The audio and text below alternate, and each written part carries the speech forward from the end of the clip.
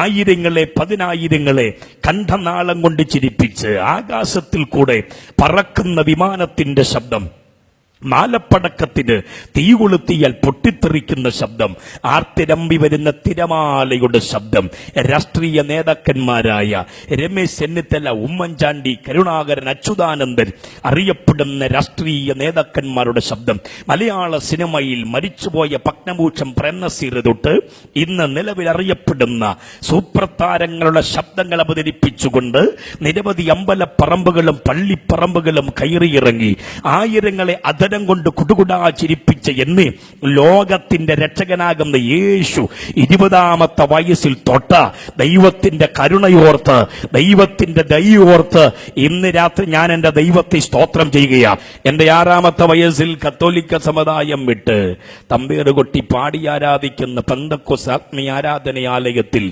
മാതാപിതാക്കൾ ദൈവത്തെ ആരാധിക്കുവാൻ ഇറങ്ങി. തലയിൽ വെച്ച പേനരിക്കും നിലത്ത് വെച്ച ഉറുമ്പരിക്കും ഒക്കത്ത് വെച്ചുകൊണ്ട് താരാട്ടുപാടി വളർത്തിയ മാതാവിന്റെ പിതാവിന്റെ പ്രതീക്ഷകൾ അമ്പയെ തകിടം മറിയുവാനിടയായി. ജന്മസിദ്ധമായ ഒരു കഴിവെനിക്കുള്ളത് കൊണ്ട് എനിക്ക് ഒരു നല്ലൊരു കലാകാരനായി, ഒരു സിനിമാ താരമായി മാറണമെന്ന് എനിക്ക് ആഗ്രഹമുണ്ടായി. സ്കൂളിൽ പഠിക്കുന്ന കാലഘട്ടം, 10ാം ക്ലാസ്സിൽ പഠിക്കുമ്പോൾ എന്നെ പഠിപ്പിക്കുന്ന അധ്യാപകര് സ്കൂളിൽ നല്ലപോലെ കണക്കും ഇംഗ്ലീഷും പഠിപ്പിക്കും. പ്രസമം ബി എന്നൊക്കെ സ്കൂളിൽ സാറന്മാര് കണക്ക് പഠിപ്പിക്കുമ്പോൾ മിടുക്കന്മാരായ പിള്ളേര് കണക്ക് പഠിച്ചു. ഞാൻ സാറിനെ കണ്ടുപിടിച്ചു. സാറിന്റെ കൈ എങ്ങനെയനങ്ങും, സാറിന്റെ ചുണ്ട് എങ്ങനെയനങ്ങും, സാറിന്റെ നടപ്പ് എങ്ങനെയാണ്, ഇത് ഞാൻ കണ്ടുപിടിച്ചു. സ്കൂൾ ആനിവേഴ്സറിക്ക് കലാപരിപാടിക്ക് എന്റെ പേര് വിളിച്ചു. ചില നടീനടന്മാരുടെ ശബ്ദങ്ങൾ അവതരിപ്പിച്ചിട്ട് ഞാൻ ഇങ്ങനെ പറഞ്ഞു, നമ്മുടെ സ്കൂളിൽ നല്ലപോലെ കണക്ക് പഠിപ്പിക്കുന്ന സാറാണ് വർഗീസ് സാറ്. അദ്ദേഹത്തിന്റെ ശബ്ദവും ഭാവവും ഇപ്പോൾ അവതരിപ്പിക്കാൻ പോകുന്നു എന്ന് പറഞ്ഞുകൊണ്ട് കണ്ണട വെച്ച് മുണ്ടടത്തേക്ക് മടക്കി കുത്തി പതുക്കെ നടന്നു വന്ന് ഇതുപോലെ മൈക്ക് പിടിച്ചുകൊണ്ട് സാറിന്റെ ശബ്ദം അവതരിപ്പിച്ചപ്പോൾ സാറുമാരും കുട്ടികളും കൈയടിച്ച് എന്റെ കഴുത്തിക്കൊണ്ട് മാലയിട്ടു. പാവം സാറ് ഞെട്ടിപ്പോയി. ആ സാറെന്നെ വിളിച്ചിട്ട് പറഞ്ഞു, ലോകത്തിൽ ഇന്ന് വരെ ഇതുപോലെ എന്റെ ശബ്ദം ആരും അവതരിപ്പിച്ചിട്ടില്ല, നീ മാത്രമേ അവതരിപ്പിച്ചിട്ടുള്ളൂ. അതുകൊണ്ട് കേരളം അറിയപ്പെടുന്ന ഒരു മിമിക്രി കലാകാരനായി നീ മാറട്ടെ എന്ന് പറഞ്ഞുകൊണ്ട് സ്കൂളിന്റെ വരാന്തയിൽ വെച്ച് ബഹുമാനപ്പെട്ട സാറ് എന്റെ ശിരസിൽ കൈവച്ച് അനുഗ്രഹിച്ചിട്ട് ഇങ്ങനെ പറഞ്ഞു, എനിക്ക് നിന്നെ പറ്റി ഒരു പ്രതീക്ഷയുണ്ട്. ഹല്ലേലൂയ. അങ്ങനെ സ്കൂളിൽ വെച്ച് സാറിന്റെ ശബ്ദം അവതരിപ്പിച്ച് സ്കൂളിൽ പ്രസിദ്ധനായി. എന്തിനേറെ പറയുന്നു, എന്റെ അപ്പന്റെ ശബ്ദം അവതരിപ്പിച്ച് കാശി മേടിച്ചവനാ ഞാൻ. ഒരു സഹോദരൻ പറഞ്ഞിട്ടെ, മനസ്സിലായില്ലല്ലേ? ഞാനൊരു മുടിയം പുത്രനായതുകൊണ്ട് എന്റെ അപ്പനോട് പണം ചോദിച്ച തരത്തില്ല. അപ്പൻ ഒരിക്കൽ അലമാരിക്കകത്ത് പണം പൂട്ടിവെച്ച് എവിടെയോ കടന്നുപോയി. ഒരിക്കൽ വീടിന്റെ മിറ്റം വഴി പതുക്കെ നടന്നു വന്നിട്ട് ജലന്റെ കട്ടൻ ഇങ്ങനെ വലിച്ചു മാറ്റിയപ്പോൾ വീടിനകത്ത് അമ്മയുണ്ട്. അമ്മയോട് ഞാൻ എന്റെ അപ്പന്റെ സ്വരത്തിൽ പറഞ്ഞു, അലമാരിക്കകത്തിരിക്കുന്ന 500 നോട്ട് ഇങ്ങോട്ട് തരാൻ പറഞ്ഞു. പാപം അമ്മ വിചാരിച്ച അപ്പനായിരിക്കുമെന്ന്. അങ്ങനെ 500 കൊണ്ട് മുങ്ങിയ എന്നെ തമ്പുരാൻ പോക്കി. അപ്പോൾ അപ്പന്റെ 500 കൊണ്ട് മുങ്ങിയ ഞാൻ നിരവധി ട്രൂപ്പിന്റെ കൂട്ടത്തിൽ കലാപരിപാടിക്ക് പോയി. ഇനിയുള്ള കാര്യം നിങ്ങൾ ശ്രദ്ധിച്ചു കേട്ടോണം, പിന്നെ ചോദിച്ചാൽ പറയുകയില്ല. ഹല്ലേലൂയ. ഇങ്ങനെ നടന്നു. ഒരുപാട് കൺവെൻഷൻ, ഒരുപാട് മീറ്റിങ്ങിലൊക്കെ പങ്കെടുത്തു. ദൈവമക്കളുടെ പാട്ട്, ആരാധനയൊക്കെ ശ്രദ്ധിച്ചു.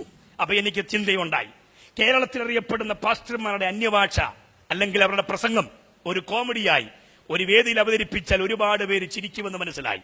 അങ്ങനെ അന്യഭാഷ ഒരു വെള്ളപ്പേപ്പറെ കോമഡിയായിട്ട് എഴുതി, ഉജാല സുജാത റീഗൽ തൊള്ളിനീലം എന്ന് പറഞ്ഞുകൊണ്ട് അന്യഭാഷ കോമഡി പോലെ എഴുതി പഠിച്ച് നാളെ ഒരു പ്രബന്ധമായി ദൈവമക്കളെ കളിയാക്കുവാൻ, പാസ്റ്റർമാരെ കളിയാക്കുവാൻ അന്യഭാഷ എഴുതി വെച്ച് പഠിച്ചുകൊണ്ടിരിക്കുമ്പോൾ ഞാൻ എന്നെ കണ്ടിട്ടില്ലാത്ത ഒരു ദൈവദാസിക്ക് എന്നെ കുറിച്ചൊരു വെളിപ്പാടുണ്ടായി.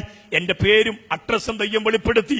അഡ്രസ്സും പ്രകാരം അവരെന്റെ വീട്ടിൽ വന്ന് എന്റെ അമ്മയോട് ദൂത് പറഞ്ഞു, നിന്റെ തലമുറയെ ദൈവം സന്ദർശിക്കാൻ പോവുകയാണ്. ഹല്ലേലൂയ. അവൻ ദൈവത്തിന് വിരോധമായി, ദൈവദാസന്മാർക്ക് വിരോധമായി അവന്റെ വാ തുറന്നാൽ യേശുവിന്റെ കരം അവന്റെ മേൽ വെളിപ്പെടും.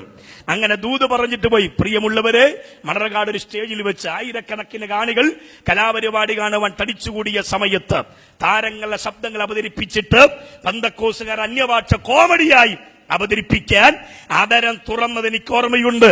അദൃശ്യനായ കർത്താവിന്റെ കരം എന്നെ തൊട്ടു. കരണ്ടടിക്കുന്ന പോലെ എനിക്ക് തോന്നി. എന്റെ കാൽമുട്ടുകൾ കിടന്നാടുവാൻ തുടങ്ങി. ഞാൻ സ്റ്റേജിലേക്ക് കുഴഞ്ഞു വീണു. അവിടെ വെച്ച് എന്റെ നാവ് താണുപോയി, എന്റെ ശബ്ദം നിന്നു. കണ്ണുകൊണ്ട് കാണിച്ചു. ദയവായി കട്ടന്താക്കുക. സംഘാടകർ കട്ടന്താത്തും.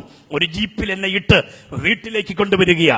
ഏതാണ്ട് 1 മണി രാത്രിയായപ്പോൾ ഒരു ശവം എടുത്തുകൊണ്ട് വരുന്നത് പോലെ എന്നെ എടുത്തുകൊണ്ട് എന്റെ അപ്പന്റെയും അമ്മയുടെ മുമ്പിൽ കിടത്തിയപ്പോൾ വിശുദ്ധ ബൈബിൾ മാറോട് പിടിച്ചുകൊണ്ട് എന്റെ വാത്സല്യ പിതാവ് ഇങ്ങനെ പറഞ്ഞു, സൂര്യനല്ല ദൈവം, ചന്ദ്രനല്ല ദൈവം, നക്ഷത്രങ്ങളല്ല ദൈവം, കല്ലല്ല ദൈവം, മരമല്ല ദൈവം.